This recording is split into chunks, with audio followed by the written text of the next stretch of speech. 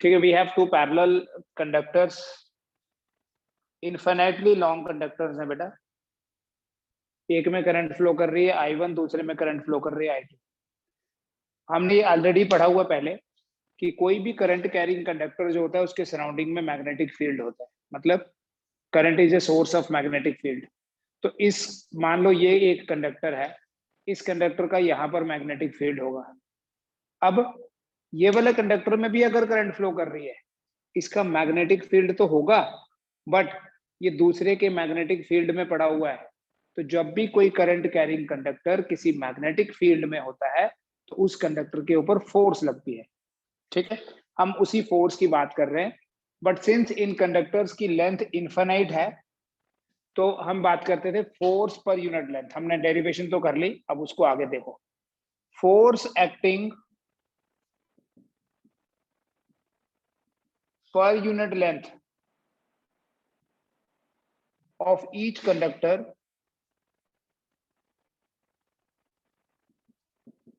is F equal to mu naught I1 I2 divided by 2 pi into D. Force acting per unit length of each conductor is mu 0 I1 I2 divided by 2 pi D. यहाँ D है दोनों conductors के बीच में distance, और I1 I2 currents हैं। mu 0 is absolute permeability, air की presence में ऐसा। अब ये मैग्नीट्यूड तो हमने फाइंड कर लिया, लेट अस सी की डायरेक्शन कैसी होगी करंट की। देखो बेटा, पहले मैग्नेटिक फील्ड की डायरेक्शन के लिए हमारे पास, ध्यान से समझना है इसको, this is very important. Magnetic field की डायरेक्शन के लिए we have Fleming's, we have right hand screw rule या राइट हैंड पाम रूल बोलते हैं। ये करंट फ्लो कर रही है ऊपर की तरफ, वहां पर अगर मैग्नेटिक फील्ड देखना है तो पाम इनवर्ड है, तो मैग्नेटिक फील्ड की डायरेक्शन जो है वो इनवर्ड होगी, ये है। इसी तरह से ये करंट फ्लो कर रही है ऊपर की तरफ, पॉइंट इधर है, तो मैग्नेटिक फील्ड होगा आउटवर्ड।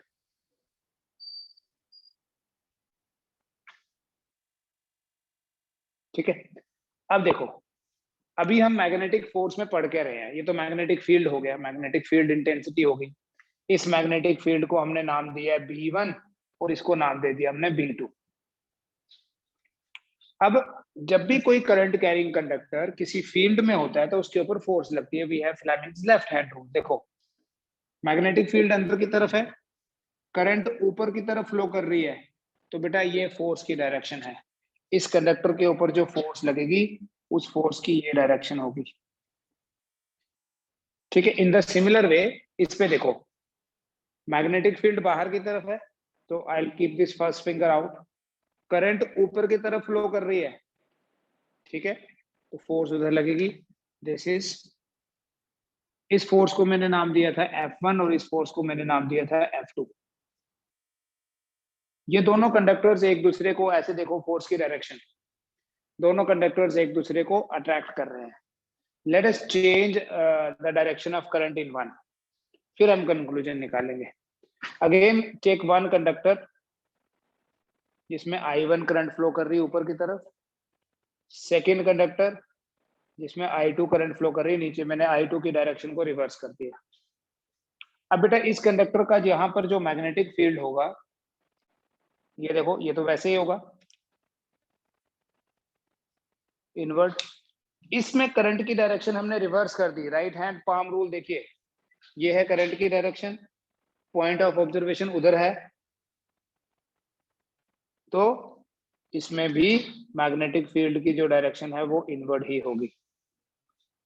अब ये जो करंट की डायरेक्शन है वो नीचे की तरफ है, मैग्नेटिक फील्ड इनवर्ड है, करंट नीचे की तरफ है। आप खुद यूज करेंगे बेटा, मैग्नेटिक फील्ड अंदर की तरफ है, करंट नीचे फ्लो कर रही है, ये देखो थंब जो है इधर जा रहा है, this will be the direction of force. इस फोर्स को हमने F2 बोला है। और यही चीज जब यहाँ अप्लाई करोगे, देखो मैग्नेटिक फील्ड अंदर की तरफ है, करंट ऊपर फ्लो कर रही है, थंब इधर जाएगा, दिस विल बी F1। ठीक है, ये आपको खुद करना है, खुद करोगे तो ही पता चलेगा। ठीक है, because you are left, my left different. मेरे को इधर है, तो आप इधर से देखोगे तो होगा, मतलब करोगे तो हो जाएगा। ठीक है, Fleming's left hand rule use करना है फोर्स की डायरेक्शन पता करने के लिए, और राइट हैंड रूल यूज करना है मैग्नेटिक फील्ड की डायरेक्शन पता करने के लिए। तो आप इसको कर लो। कंक्लूजन देखो क्या है, इन दोनों कंडक्टर्स में जो करंट की डायरेक्शन है वो सेम है, नीचे से ऊपर है, नीचे से ऊपर है। जब दोनों कंडक्टर्स में करंट की सेम डायरेक्शन होती है, they conductors will attract each other, this is attraction. और अगर आप यहां देखें, करंट की डायरेक्शन अपोजिट है, so that conductors are repelling each other. तो अगर करंट की डायरेक्शन, कंक्लूजन देखो, अगर दोनों कंडक्टर्स में जो करंट्स फ्लो कर रही हैं, अगर वो सेम डायरेक्शन में है, सेम डायरेक्शन में करंट फ्लो कर रही हैं, the conductors will attract each other. और अगर करंट्स की अपोजिट डायरेक्शन है, यही करंट्स अगर अपोजिट डायरेक्शन में, जैसे यहां अगर करंट की डायरेक्शन अपोजिट है, the conductors will repel each other. So when currents are flowing in same direction, there is attraction. When currents are flowing in opposite direction, there is repulsion. इसको एक बार देख लीजिए, फिर आगे चलते हैं, क्वेश्चंस करते हैं फिर। सपोज स्केल था मेरे पास, चलो, एक इनफाइनाइटली लॉन्ग वायर है जिसमें करंट फ्लो कर रही है 2 एम्पियर। इसके सामने एक और इनफाइनाइटली लॉन्ग वायर पड़ी हुई है, इसमें करंट फ्लो कर रही है 6 एम्पियर। इन दोनों के बीच का जो डिस्टेंस है दैट इज 4 सेंटीमीटर। कितना डिस्टेंस है दोनों के बीच में? 4 सेंटीमीटर। क्वेश्चन ये है कि अगर यहाँ दोनों के सेंटर में, मतलब 2 सेंटीमीटर इधर, 2 सेंटीमीटर इधर से डिस्टेंस लेके, यहाँ एक तीसरी वायर पड़ी है, this is wire number 1, this is wire number 2, this is wire number 3। तो इस तीसरी वायर के ऊपर कितनी फोर्स लगेगी अगर इस तीसरी वायर की लेंथ जो है 10 मीटर है? Calculate the force acting on wire 3 if its length is 10 metre. अगर इस तीसरी वायर की लेंथ 10 मीटर है तो इस तीसरी वायर पे कितनी फोर्स लगेगी, ये कैलकुलेट करना है आपने।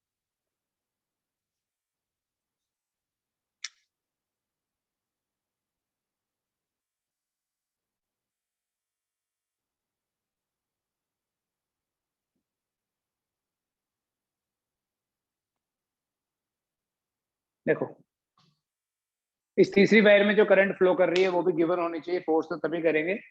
इस तीसरी वायर में करंट फ्लो कर रही है 4 एम्पियर। इस वायर की लेंथ है 10 मीटर, ठीक है। इस वायर के ऊपर ये वाली वायर भी फोर्स लगाएगी। See this is also infinitely long wire, this is also infinitely long wire. ये वाली वायर इस वायर को अट्रैक्ट करेगी। लेट मी से दिस फोर्स इज F1, क्योंकि सेम डायरेक्शन है करंट की। और ये वाली जो वायर है इसमें भी करंट देखो ऊपर फ्लो कर रही है, इसमें भी ऊपर फ्लो कर रही है, ये भी इसको अट्रैक्ट ही करेगी। Let this is F2।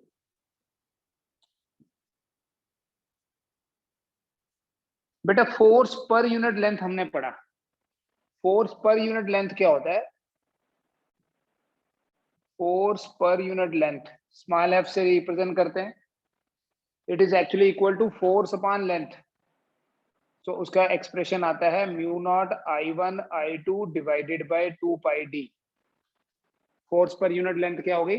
Mu 0 I1 I2 divided by 2 pi d। तो फोर्स की बात करें अगर हम, क्रॉस मल्टीप्लाई कर लो, force will be equal to mu naught I1 I2 divided by 2 pi d into L। तो फोर्स एक्टिंग ऑन वायर 3, देखो, force acting on wire 3 due to wire 1 is F1 equal to, direction तो देख लिया आपने, F1 equal to mu not by 2 pi लिख लेता हूं पहले ही, ये वाला। I1 is 2, I2 is 4 divided by D. D is 2 centimeter, that is 2 into 10 raised power minus 2 metre, metre में कन्वर्ट करना, into length, इस वायर की लेंथ हमें दी हुई है 10 metre. So what will be F1?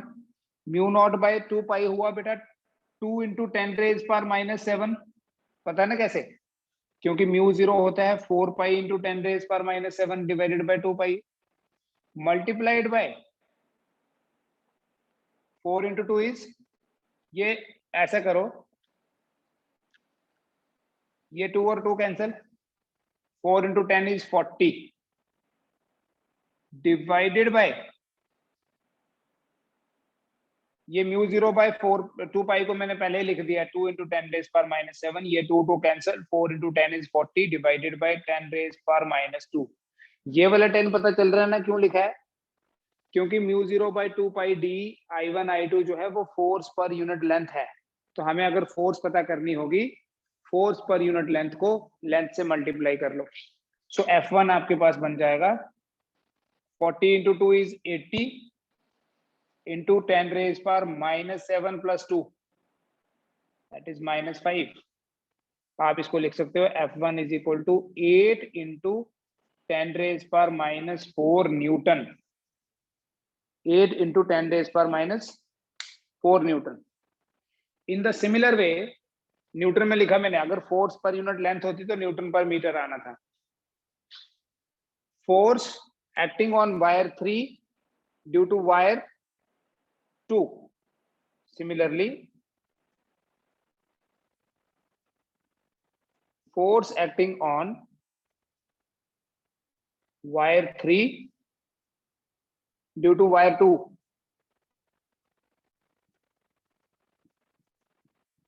is F2, बेटा force mu 0 by 2 pi into I1 I2 again 4 into 6 divided by D, D again 2 centimeter है, 2 into 10 raised power minus 2 multiplied by length of this third wire, that is 10। so बेटा इसे solve कर लो, F2 आपके पास बनेगा, इसको हटा देता हूं मैं, F2 आपके पास आ जाएगा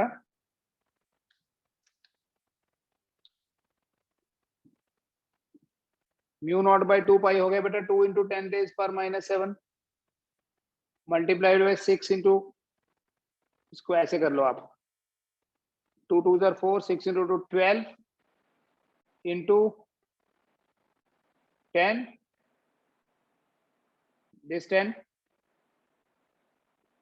divided by 10 raised power minus 2।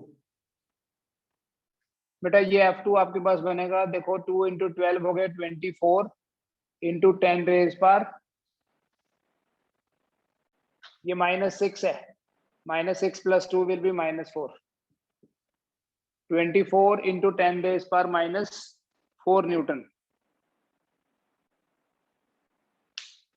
ठीक है, इस वाले की फोर्स ज्यादा क्यों है, ध्यान से देखो बेटा, इस पहली वाली वायर में करंट फ्लो कर रही है 2, दूसरी वाले में, तीसरी वाली में 4, यहाँ पर 6 and 4 है, जो फोर्स है वो प्रोडक्ट की प्रोपोर्शनल होती है, product of currents.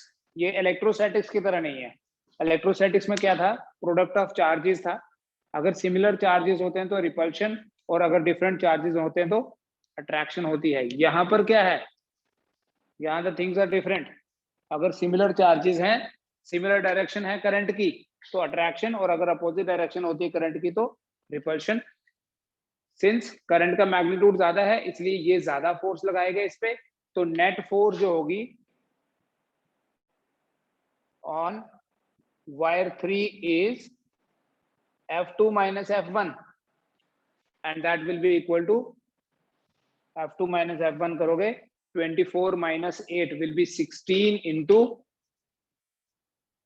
10 raised power minus 4 Newton, 1.6 into 10 raised power minus 3 Newton,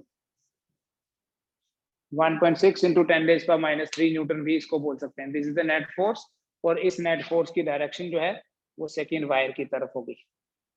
क्यों? क्योंकि ये बड़ी फोर्स है। कुछ पूछना तो पूछ सकते हैं। फिर से देखें बेटा, हमारे पास एक रेक्टेंगुलर लूप है and this rectangular loop is placed near a long wire जिसमें करंट फ्लो कर रही है, इन्फिनिटली लॉन्ग वायर है।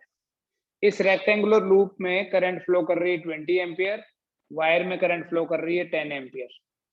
ठीक है, इस वायर के कारण यहाँ पर अट्रैक्शन होगी, ये F1 होगा। इस वायर के कारण यहाँ जो फोर्स लगेगी ऊपर की तरफ लगेगी F2, फिर इधर ये और ये अपोजिट डायरेक्शन हो गई F3, और ऐसे ही ये F4। F2 और F4 का मैग्नीट्यूड बराबर है, डायरेक्शन अपोजिट होगी, they will cancel each other, no need to calculate this. फिर F1 कैसे कैलकुलेट करना है? देखो, ये फोर्स पर यूनिट लेंथ, जैसे पिछले क्वेश्चन में किया, force per unit length into length करके F1 आ गया। F1 इन दोनों के बीच में फोर्स है जहां डिस्टेंस 5 सेंटीमीटर है, तो we have written this 5, length 5 है, सो वी हैव रिटन 5 है। सिमिलरली इस वायर और इसके बीच में जो डिस्टेंस है that is 25, so 25 into 10 raised per minus 2, 5 into 10 raised per minus 2, length आ गई। ठीक है, इनका रिजल्टेंट आ गया 0.8 into 10 raised per minus 5, आया तो 80 into 10 raised per minus 7 था, हमने ऐसे लिखा इसको।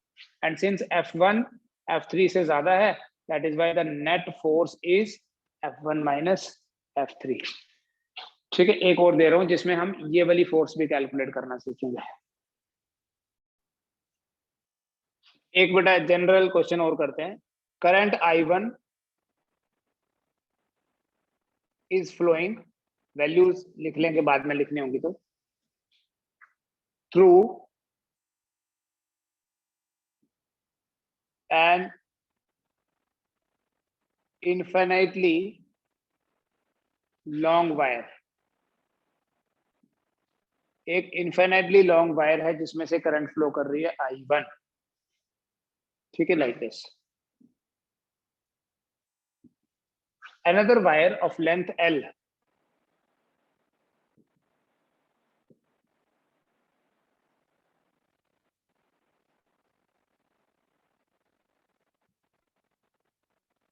is carrying a current I2,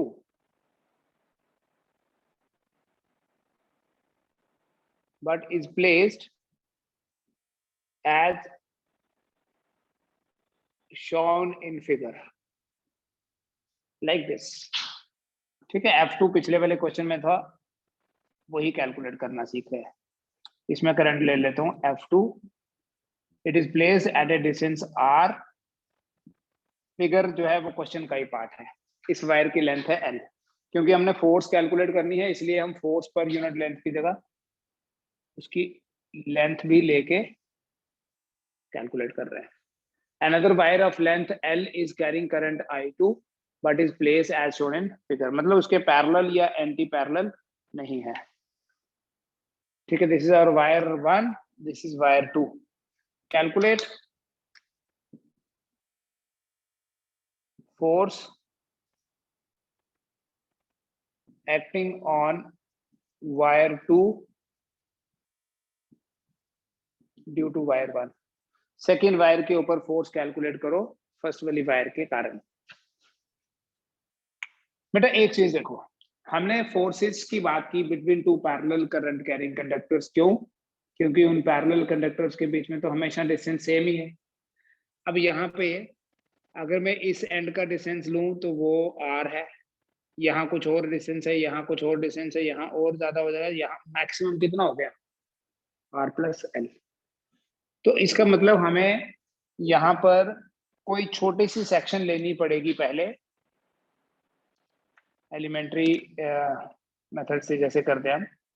consider a small element जिसकी लेंथ है dx और इसका जो डिस्टेंस है from this infinitely long wire वो है x। क्या सोल्यूशन है बेटा? Consider a small element of length dx in wire 2 which is at a distance x from wire 1। एक छोटा सा एलिमेंट ले लिया जिसकी लेंथ है dx and it is placed at a distance x from this wire. पहले देखो बेटा, इस वायर के कारण यहाँ पर कितना मैग्नेटिक फील्ड है, क्योंकि मैग्नेटिक फील्ड तो डिफरेंट लोकेशंस पे डिफरेंट होगा.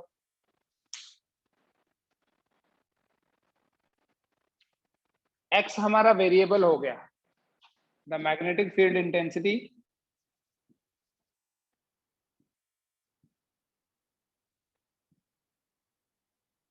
on dx on this small element is due to this long wire.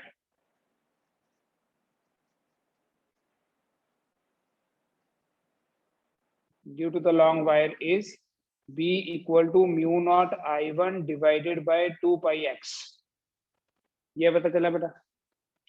This is magnetic field mu 0 I1 divided by 2 pi x. अब अगर इसके ऊपर जो फोर्स लग रही है, इस एलिमेंट के ऊपर फोर्स, हमने पूरी वायर के ऊपर फोर्स कैलकुलेट करनी है. अगर इस डायरेक्शन की बात भी करेंगे, पहले मैग्नीट्यूड निकाल लेते हैं बेटा. इस वायर के ऊपर अगर हम पहले मैग्नेटिक फील्ड की डायरेक्शन देख लें, ये तो पता ही है मैग्नेटिक फील्ड की डायरेक्शन कैसी होगी, इनवर्ड होगी.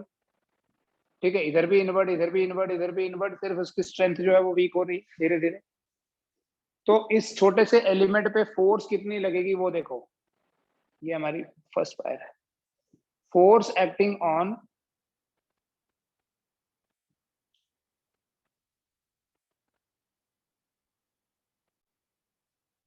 on the smaller element.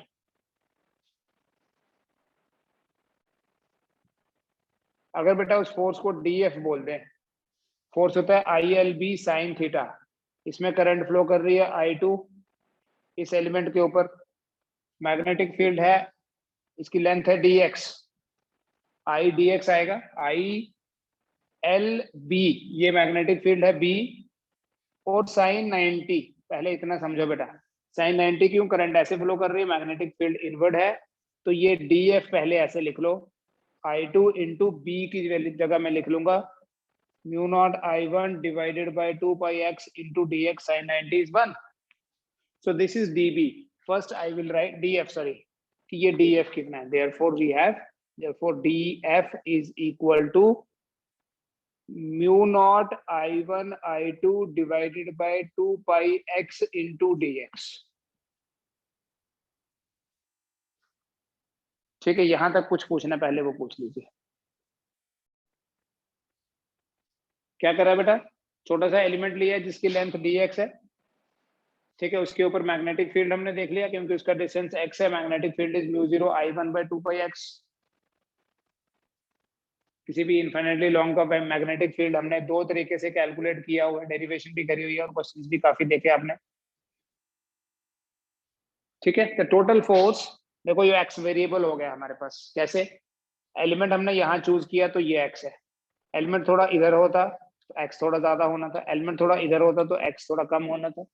The total force acting on wire 2 second wire is, इसी को बेटा इंटीग्रेट कर लीजिए, mu naught I1 I2 divided by 2 pi. x तो वेरिएबल है, इसको you'll keep it inside the integration. और ये चीज इंश्योर करने के लिए कि पूरी वायर इंक्लूड करनी. देखो, अगर एलिमेंट यहाँ के बजाय यहाँ होगा तो डिस्टेंस होगा r, और अगर यहाँ होगा तो होगा r प्लस एल. सो पूरी वायर इंक्लूड हो गई जब हम डिस्टेंस क्या लिखेंगे, r से लेके r प्लस एल लिखेंगे. सो ये df की इंटीग्रेशन f हो गई. So this will be mu 0 I1 I2 divided by 2 pi. This will be log of x from r to r plus L. So f आ जाएगा mu naught I1 I2 divided by 2 पाई. आप log limits put कर दोगे, log of r plus L minus log of r. ठीक है, ये natural log होता है, आपको पता है ये. So f will be equal to mu naught I1 I2 divided by 2 pi. यहाँ log का फॉर्मूला लगा, log m minus log n, it is equal to log of m by n. And finally आप इसको ऐसे भी लिख सकते हैं, इस फोर्स के मैग्नीट्यूड को. You can write like therefore F equal to mu naught I1 I2 divided by 2 pi into log of R by R is 1, L by R is L by R. So this is force. Mu 0 I1 I2 divided by 2 pi log. अभी direction की बात करेंगे. देखो ये wire है जिसमें current flow कर रही है ऊपर की तरफ. यहाँ जो मैग्नेटिक फील्ड है वो इनवर्ड है. तो किसी भी करंट कैरिंग वायर को जब मैग्नेटिक फील्ड में रखा जाता है तो उसके ऊपर फोर्स लगती है. उस फोर्स की डायरेक्शन के लिए we have Fleming's left hand rule. देखो ध्यान से, मैग्नेटिक फील्ड इनवर्ड है और करंट इधर फ्लो कर रही है. तो थंब किधर जा रहा है? मैग्नेटिक फील्ड इनवर्ड है, करंट इधर फ्लो कर रही है, थंब इज गोइंग अप.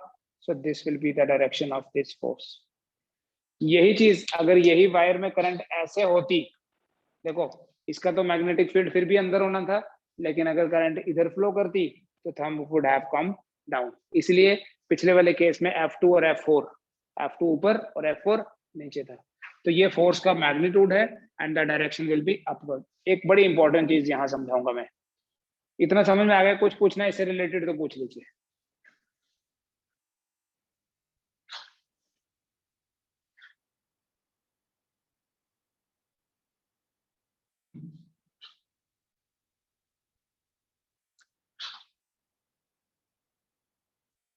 पिछले वाले केस में तो हमने देखा कि अगर सेम डायरेक्शन है करंट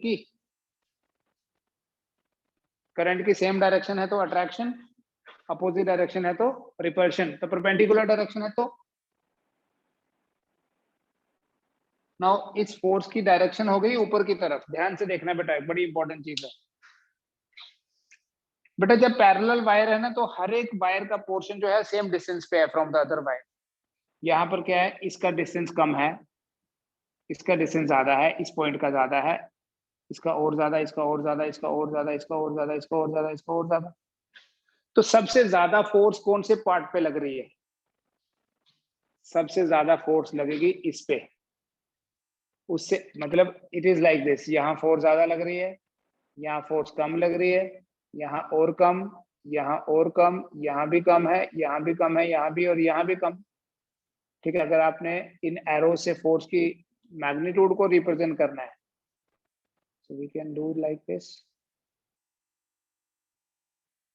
ठीक है. तो इसकी वजह से क्या होगा, देखो ये एक वायर है जिसमें यहाँ कम फोर्स लग रही है, यहाँ ज्यादा लग रही है. तो ये वायर ना ऐसे उठने लगेगी, torque will be produce, rotational motion शुरू हो जाएगा. ठीक है. तो थोड़ी देर बाद ये वायर ऐसे उठते उठते, ये वायर है ना, ऐसे उठते उठते यहां से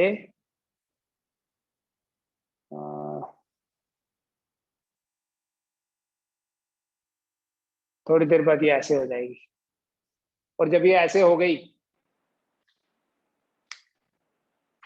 उसके बाद इसकी और रिपल्शन मिलेगी. क्यों?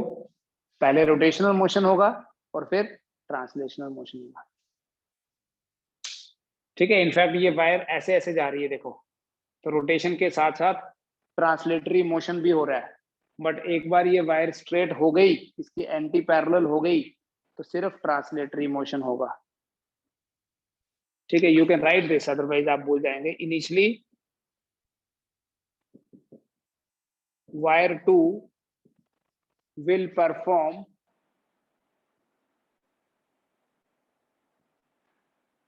rotational as well as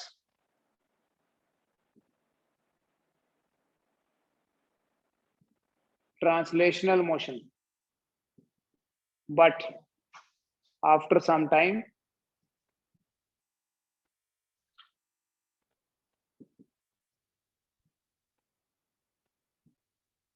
the second wire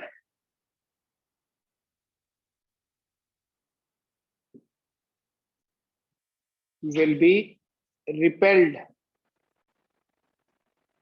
by the first wire. So it will undergo translational motion. ठीक है, धीरे धीरे ये वायर उड़ते उड़ते उड़ते भी पुश्ड अवे। एक क्वेश्चन है बेटा, ये हमारे पास इरेगुलर शेप में कोई फ्लेक्सिबल वायर है। Flexible means a thin wire, इसको इजीली माउल्ड कर सकते हैं। इसमें करंट फ्लो करवाई, इस करंट की वजह से ये इनिशियली ऐसी शेप थी, इरेगुलर शेप है। इस करंट की वजह से this wire will get converted into a circular shape, current के कारण। क्योंकि जो कोरस्पॉन्डिंग साइड्स होंगी या कोरस्पॉन्डिंग पार्ट होंगे इस वायर के, they will have current in the opposite direction. कैसे? यहां से करंट फ्लो कर रही है ऊपर, ये करंट नीचे हो जाएगी। यहां से नीचे है, ये ऊपर है। ठीक है, देखो ध्यान से, इसके और इसके बीच में रिपल्शन, इसके बीच में रिपल्शन, इसके बीच में रिपल्शन, इसके बीच में repulsion. They repel each other, move as far as they can. So when current flows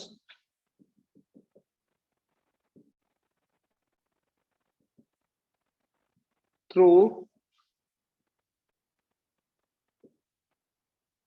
an irregular shape flexible wire,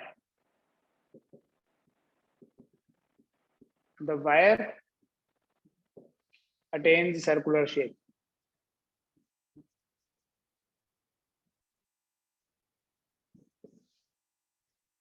ठीक है, कोई भी इरेगुलर वायर में जब करंट फ्लो करती है तो उस करंट की वजह से सक्सेसिव जो टर्न्स हैं एक दूसरे में रिपल्शन होगी, और उस रिपल्शन के कारण it will be turned into a circular shape. ऐसे ही देखो देखो, सपोज ये दो वायर्स हैं या दो कंडक्टर्स हैं कोई, ठीक है, फ्लेक्सिबल कंडक्टर्स हैं। यहाँ हम बैटरी लगा दें, सर्किट हमने क्लोज कर दिया, इनका कुछ इफेक्टिवली रेजिस्टेंस भी है। ठीक है, we have close the circuit. Current flow करेगी ऐसे, इन दोनों वायर्स में जो करंट की डायरेक्शन होगी वो अपोजिट होगी। सो बिकॉज ऑफ दैट ये एक दूसरे को रिपेल करेंगे, the circuit will attain this shape.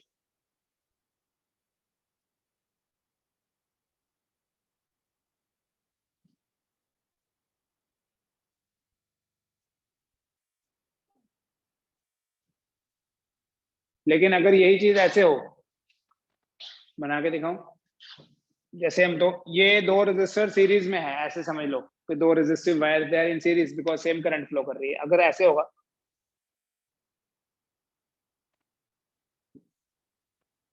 अब देखना, यहां से करंट आई, इधर इधर भी जाएगी। अब इन दोनों में करंट की सेम डायरेक्शन है, so they will attract each other. When they attract each other, मान लो यहां से रिजिडली फिक्स थे, they attract each other and become like this. This is attraction. तो शेप चेंज हो जाती है कंडक्टर्स की because of the direction of current. If currents are in the same direction, they attract. So this is how the attraction looks like, the effect of that attraction. And if current is in opposite direction, they'll repel. ऐसे wires थी, current की opposite direction होगी, ऐसे होगी, same direction होगी, ऐसे। ठीक है, इस तरह से कुछ थ्योरेटिकल क्वेश्चंस और देख लीजिए। इरेगुलर वायर है, सिमेट्रिकली वो सर्कुलर वायर बन जाती है इसी इफेक्ट की वजह से। ठीक है, that's all for today. Continue with the next topic tomorrow, जिसमें हम टॉर्क की बात करेंगे। Thank you.